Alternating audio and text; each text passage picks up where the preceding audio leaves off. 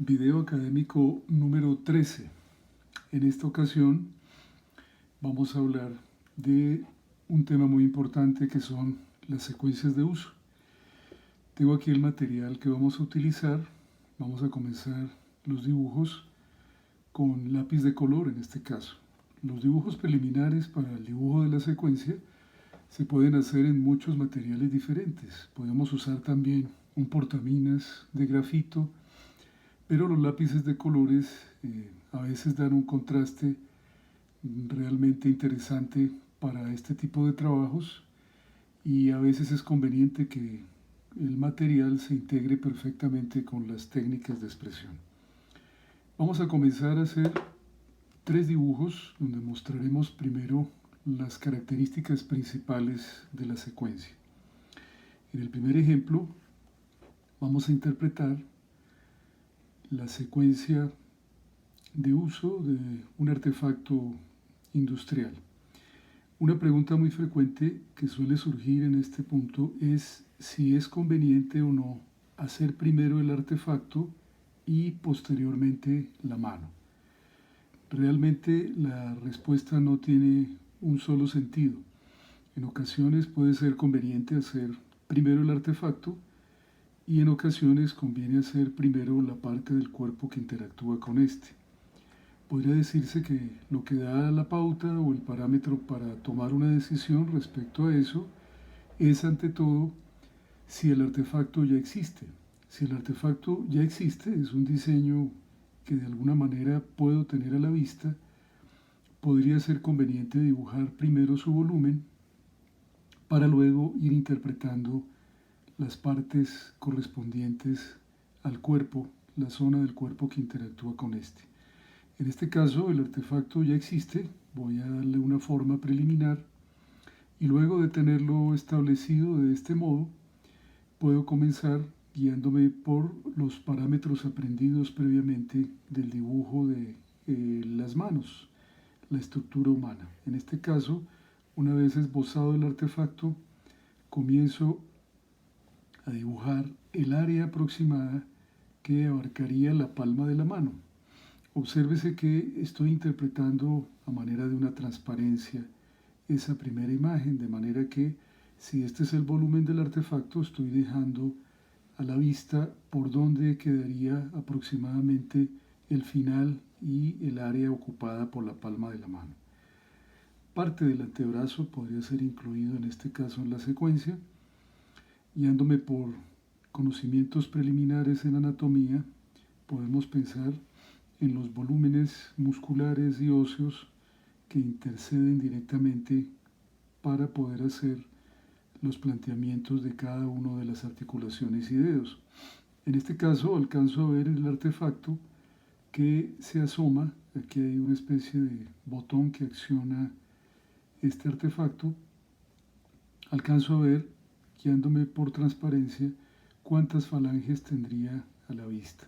Normalmente los dedos los puedo construir a partir de un concepto básico muy sencillo de aplicar y es el de entender cada una de las falanges de la mano como si se tratase de un pequeño cilindro o un semicono. En este caso el dedo índice nos está mostrando 2 falanges. Aquí tendríamos el apoyo sobre el botón del artefacto. Solamente vería en este caso una falange, ahí la tenemos. Si continúo recorriendo el artefacto y la mano, tendríamos a la vista también la última falange del dedo anular. En este caso, ahí la tenemos. Y finalmente la última, que sería la falange final del dedo meñique. Ahí lo observamos, ese sería el extremo. Parte de la siguiente falange alcanza a observarse. Si conectamos toda la información anterior, tenemos entonces la forma principal del artefacto, traducida aquí, el botón o mando del artefacto. Tenemos la curvatura de su superficie, es un artefacto con forma ovalada. Tenemos aquí 2 segmentos, esta es una especie de tapa Es un artefacto de carácter médico, un inhalador, en este caso especial, y tenemos la articulación del artefacto en este lugar. Prácticamente tenemos planteada una gran parte de la secuencia. Tenemos entonces, hacemos pequeños ajustes donde sea necesario. Ahí observan ustedes la manipulación que está haciendo la mano de ese primer artefacto, de los que vamos a estudiar para buscar además diferentes tratamientos en cada caso. El elemento final del dibujo podría ser, por supuesto, las uñas, que requieren especial atención, hacen parte, por supuesto, de lo que nos permite entender en qué posición y en qué acción están los dedos. En este caso, estas falanges nos muestran uñas en escorzo, es decir, están en perspectiva.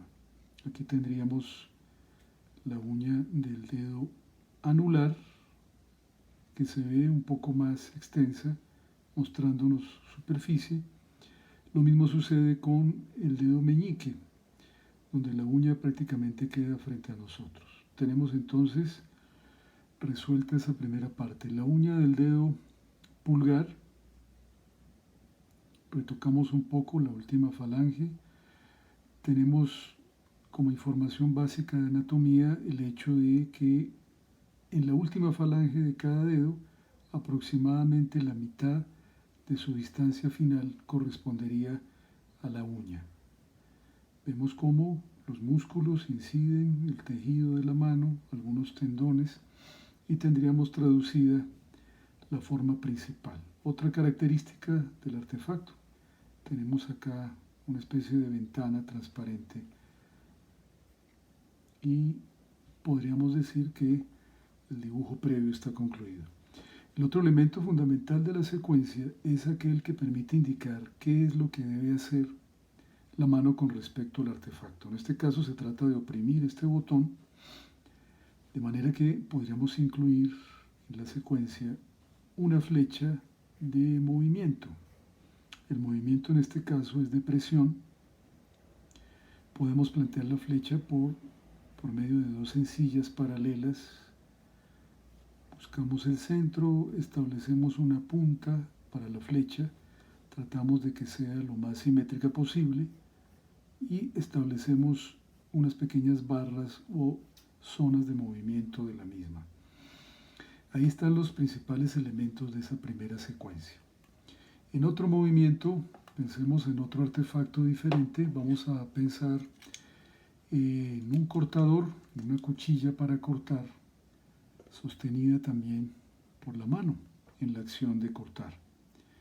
En este caso, siguiendo nuevamente los parámetros ya aprendidos de anatomía, primero simplificamos lo que tendría que ver con el volumen principal en la zona de la palma de la mano, parte del metacarpo del dedo pulgar en este sector. Estamos haciendo aplicación de los conocimientos preliminares de estructura de las manos, la última falange que se suele ver ovalada hacia el final del dedo, la manera en que ubicamos después los nudillos y vamos analizando cuántas articulaciones tenemos a la vista. En este caso tenemos a la vista la primera falange, que es la más larga además del dedo índice, a manera de un pequeño cilindro. La segunda falange, que está ejecutando una flexión un poco hacia abajo, más corta que la anterior, y la tercera falange, que debido a la presión ejercida sobre el artefacto puede llegar a flexionarse un poco. Detrás alcanzaremos a dibujar uno de los nudillos, en este caso del dedo medio, que es un dedo un poco más largo, se alcanza a flexionar. Analizamos si se alcanza a ver algo detrás. En este ejemplo comencé dibujando primero la mano. Vamos a añadir entonces ahora el artefacto. Se trata de un cortador, cuchilla para corte. Entonces miramos cómo está apoyado el dedo sobre su superficie, cómo se flexiona. Aquí se asomaría el extremo del cortador. Lo sintetizo a manera de una geometrización básica, como un rectángulo alargado. Una vez simplificado de ese modo, empiezo a mirar cuál es la característica de la cuchilla del final del marcador, del cortador. Y de nuevo analizo qué proporción tengo allí a la vista, qué líneas me sobran o qué me haría falta para completar la imagen. En este caso, de nuevo, terminamos situando en la mitad de la última falange el volumen y forma de las uñas. Solamente se vería de perfil la uña del dedo índice al final de la falange de este. Se alcanza a asomar por la posición en que está dibujada la mano, alcanza a verse el extremo de la última falange del dedo índice, que quizá se vería más o menos en este lugar, y se sugiere algo de las otras articulaciones. Los pliegues que suelen presentarse en esta parte de la mano, apuntando generalmente todos ellos hacia la zona de los nudillos. Podemos tener unos 3 o 4 aproximadamente. Ahora, el movimiento en este caso de la secuencia indica que la mano se debe desplazar hacia atrás, de manera que la flecha de movimiento, nuevamente construida a partir de paralelas, nos está indicando en qué dirección se desplazaría la mano.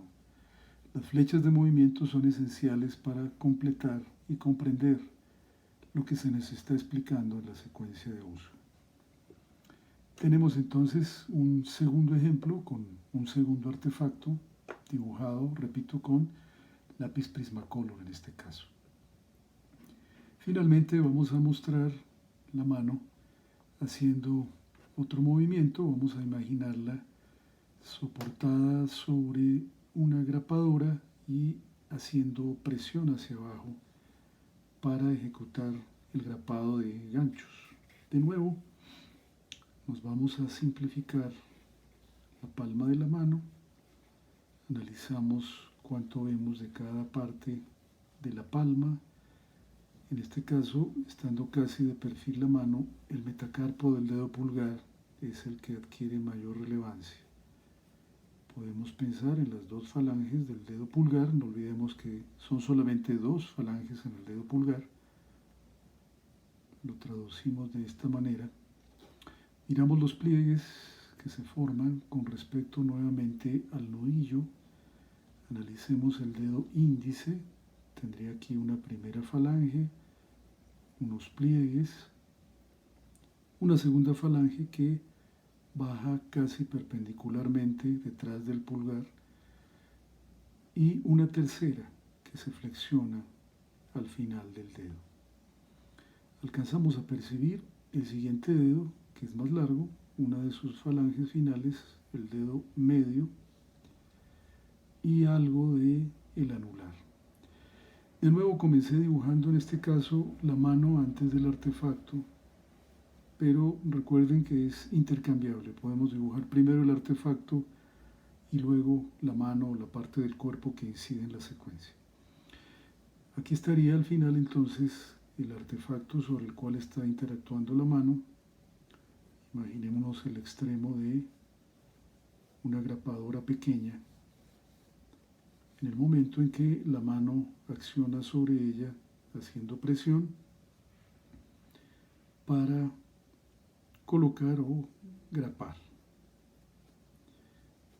Tenemos una parte del artefacto. En ocasiones no es necesario sino dibujar solo una parte, la parte que interactúa directamente con la mano.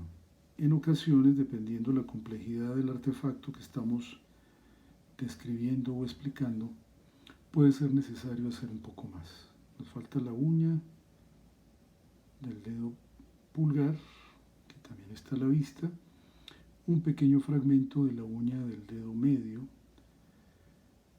una parte de la uña considerable, en este caso tenemos el dedo anular. Estos elementos combinados junto con la grapadora nos permiten entonces tener en cuenta cuál es el movimiento ejecutado por la mano. La flecha de movimiento, en este caso, el movimiento es de ida y vuelta. Podemos pensar en dibujar la flecha en el extremo delantero de la acción. De nuevo, hacemos dos paralelas, rematamos en los extremos, tratándose de un movimiento en doble sentido. Podríamos hacer una flecha de doble movimiento. Buscamos el centro de las paralelas. Siempre es conveniente geometrizar para que el dibujo sea más preciso. El tamaño de la flecha es relativo, debe ser proporcional a la imagen, de modo que permita explicar la acción.